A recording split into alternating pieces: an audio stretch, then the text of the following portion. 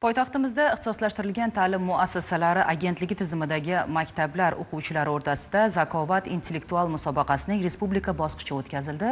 Hozir shu haqda.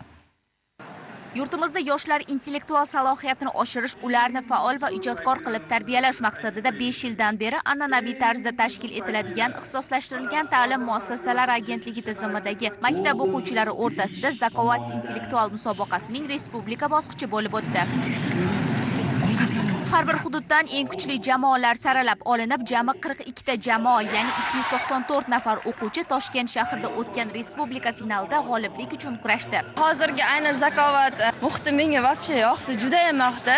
Raqiblar haqida ko'p eshitgan edim, ayniqsa ijod maktablari kuchli deb eshitgan edim. Lekin bu sezildi, chunki ko'p savollarda ularni aktivligini kuzatdik. Xudoga shukr, shu yil 3-marta zakovatga chiqyapmiz. Bu o'zgacha emotsiya, bilaman. Raqiblar aniq bu kuchli bo'lishi, zukko hammasi ko'rinib turibdi. Har bir savolda o'zgacha emotsiya bilan topishyapti hamma savolni. Tayyorgarlik jarayonlari juda ham qizg'in kechdi.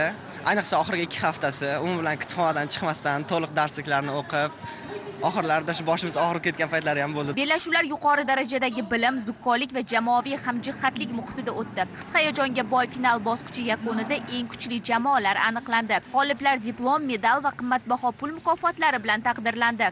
Bu musobaqani yutgan jamoalarga albatta birinchi navbatda o'qishga universitetlarga kontrakt asosida kirish imtiyozi beriladi. Bundan tashqari 1 yil davomida zakovat stipendiyasi berib boriladi har bir yutgan g'olibga. Bundan tashqari qimmatbaho sovg'alar ham ko'zda tutilgan notebooklar taqdim etamiz. Diyora G'aniyeva, Doston Yoqubjonov, Abbos O'tbosarov, Zamon informatsion dasturi uchun.